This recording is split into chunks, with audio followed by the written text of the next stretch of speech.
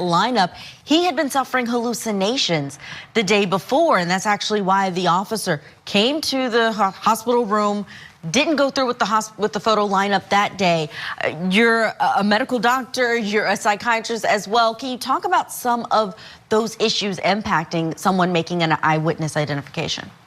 Okay, first of all, the whole eyewitness process is a little bit flawed. Eyewitness testimony is not always the most accurate. When you're under severe trauma, stress, or shock, it is hard to remember all the details of what happened. So first of all, the whole eyewitness testimonies, you have to take it with a grain of salt. That's why we don't solely depend on that. We have to have other evidence into factor to actually convict somebody of a crime, because that process in itself is flawed. Now you do that process to somebody who's under the influence. We would never let anybody under the influence drive, take a test, teach, work. How are we letting someone under the influence make such an important decision? This could have waited. It was inappropriate of them to try to do this process to someone under the influence. Also, when you're under the influence, you're suggestible.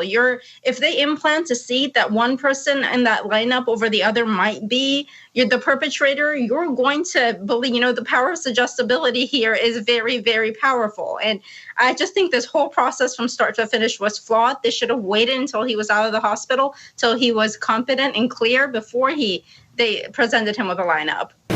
And I asked him, where do you know that person from?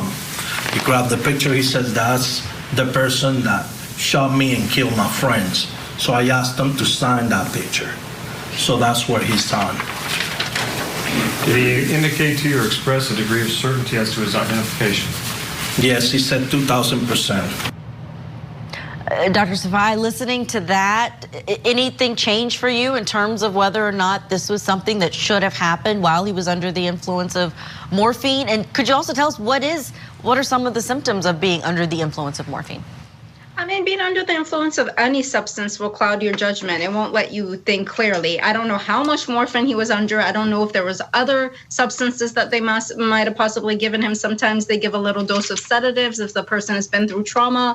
If that were the case, even worse. So I don't know exactly, but I can say that it does definitely cloud your judgment, and you shouldn't be making any important decisions while under the influence of any substance. Now, when it comes to his reaction when he saw the photo, yes, even if we don't exactly remember the name or face of the person who traumatized us, a strong physiological response can happen as a reflex to being exposed to that recurrent trauma. However, if he was led into thinking one of these pictures could have possibly been the perpetrator, then that would make sense why he would have such a strong reaction. If he was not led, if he was just looking at these pictures on his own and he had this strong physiological reaction to seeing the perpetrator, then it strengthens the case a little bit.